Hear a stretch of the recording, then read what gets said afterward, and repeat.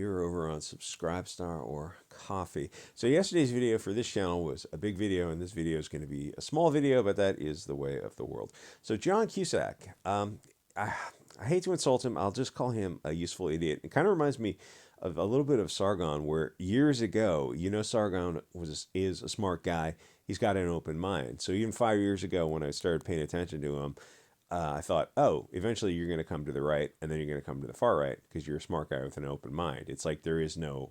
That's just the most probable course of action for someone like him. And indeed, he has come further and further right. And in a few years from now, he'll be further than he is now. Because if you're a smart person, I know this a little bit, I don't know what to call it, appeal to authority, but if you're smart and you have an open mind, eventually you'll come further and further right. One side of that equation is the society itself is going, the narrative is moving further and further left. So, but part of that is also you realize it's only moving further and further left because not enough people are further and further right. That's centrist take, the libertarianism. It just they'll take everything away from you unless you unless you start getting tribal.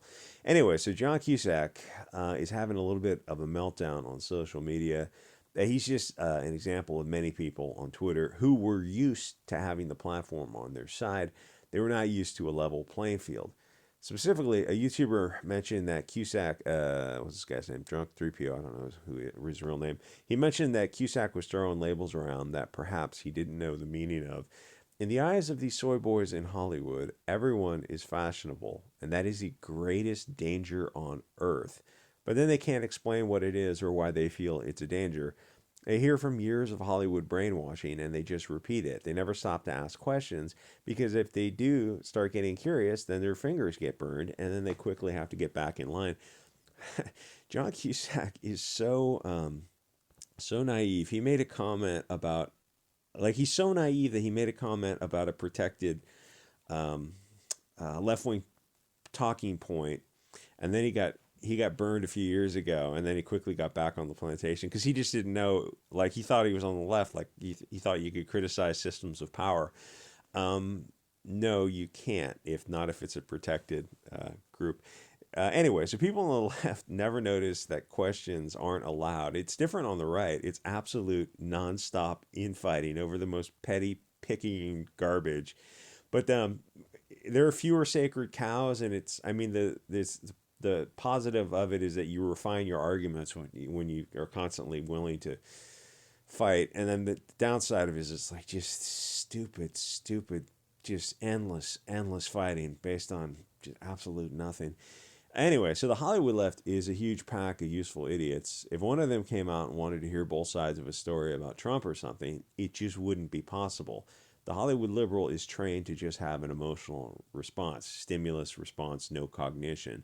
But the right isn't that far right, and the purity spiral of the left is getting to the point of absurdity where they're forced to defend censorship, compelled speech, and child grooming because the far left has manipulated them into thinking it's istophobic to step off the plantation.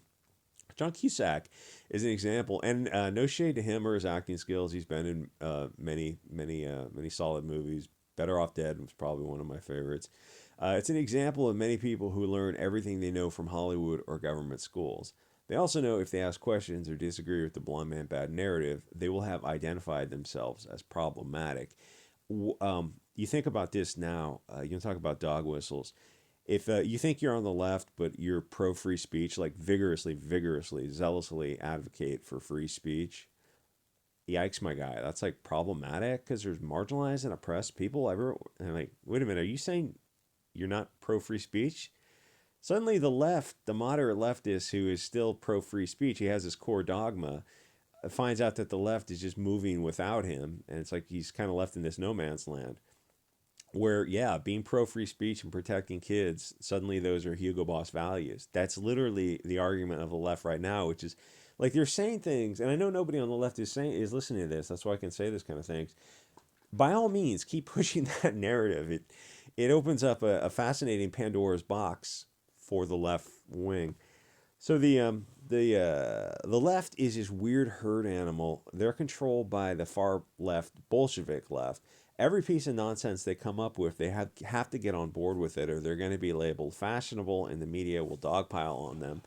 By now, most people are understanding that the media isn't the media, it's just another branch of the far left movement. So now let me use C3PO and Gina Carano as examples of the other side. I don't know anything about them, but they seem like nice, normal people who are pretty much middle of the political bell curve. Though with Gina Carano, she's had a couple of interesting tweets that pinged my radar.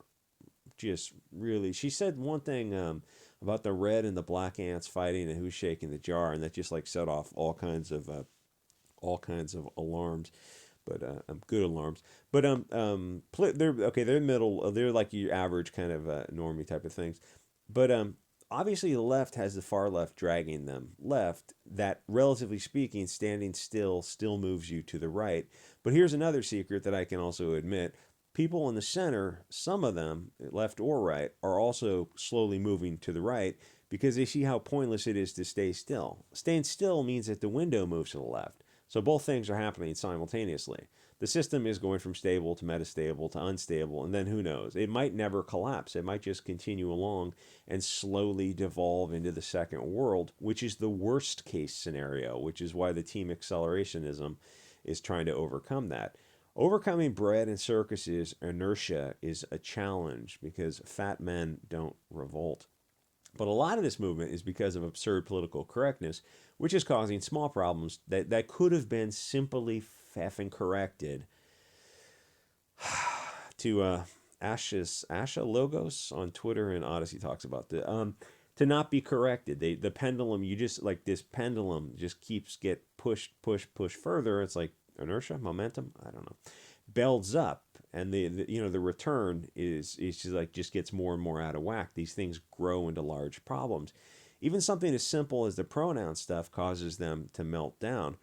They have a narrative to maintain. They can't agree to disagree. They can't say that, yes, perhaps the pronoun thing might not be for everyone, and everyone's got to make up their own mind. They can't accept that. Everything has to be catastrophic. They will die on every single hill because it's the pendulum thing, or how many metaphors can I mix? The pulling the string of a sweater, unraveling this thing. Because once you start pulling the string, like, you know what, maybe the pronoun thing is up to the individual. Or maybe gender is a reflection of sex, and since there's only two sexes, then there's going to be only two genders. Or like whether or not you believe that or not, it's a reasonable, like it passes the reasonable man test. Yes, it would. A reasonable person might come to that conclusion. That's how reasonable people can agree without becoming disagreeable. But you see what happens on Twitter is its immediate deflection and ad hominem, where they have to die on every single hill because they're afraid of somebody starting to pluck that sweater or undermine that foundation. Just keep mixing metaphors. It's like the J6 thing a bit. The left wing has to view it as a revolution. It wasn't. Deep down, they know that. But the media and government is destroying the J6 people. There's boomers sitting in prison right now for a mostly peaceful assembly. And they know it doesn't make sense, especially when you take Antifa and BLM riots into account, or the Rage Against the Machine and the leftists on Twitter were working with the FBI to work for their government and the FBI. Like, you're on the left wing, you're Rage Against the Machine, and you're working with the effing FBI. It's like you are the machine. And like there is a silent majority of left wing people who see this, and they like their alarm bells are ringing all over the place. But for them to reach the tipping point means they have to accept that there's a problem with the media and government, and that is a terrifying thing, because to accept it means that they might have to do something about it, overcome that inertia, the bread and circuses, getting off the couch, throwing away the video games. How dare you suggest that? What is happening to the nice normie middle, right, and left is that they have to look out of the matrix and realize that their reality is controlled by government, schools, and generational media brainwashing. If everything you think you know or something is framed, if a narrative is framed, or even the nomenclature is chosen by the enemy, as Malcolm X said about letting the enemy educate your kids, chosen by an enemy that hates you, then you don't know anything other than what they want you to know. Think about this. Both the normie right and left uses the words and phrases to use as pejoratives and to frame their arguments, but the battlefield of ideas and framing that they accept is given to them by 70 years of media generational brainwashing. They accept the entire structure without stopping and asking why. They just accept the limited scope narrative and concede the war by accepting the battlefield conditions instead of breaking out of the matrix and asking what the words they use as pejoratives mean to reach a common ground on the lexicon and start from there. The left doesn't like to be tied down to definitions and concrete things, because then you can start issue, rule, analysis, conclusion, or the scientific method, or argument and rebuttal, cross-examination, presentation of the evidence, and reasonable man test. You start a process of logic, and the left doesn't want that. They lose if that happens. That's why they have to censor and deplatform. Absolutely. The open marketplace of ideas, they will lose every single time, which is why they're very careful to grasp control of the dissemination of ideas. So the apogee of this ridiculousness is parodying words and phrases that we don't know the definition of. I see this happen on the left as well as the right. This dumbing down of the Western argument, this dumbing down of Western scholarship, where people speak in Twitter speak because people are legitimately more dumber than they were 50 years ago. The IQ has dropped, but also the respect for scholarship or academia has diminished because academia has been subverted and corrupted by globalists. There's more to go into. That is a fascinating study, but it's not one for YouTube. Also at the lower, and the thing is, if you're in academia, you know what I'm talking about.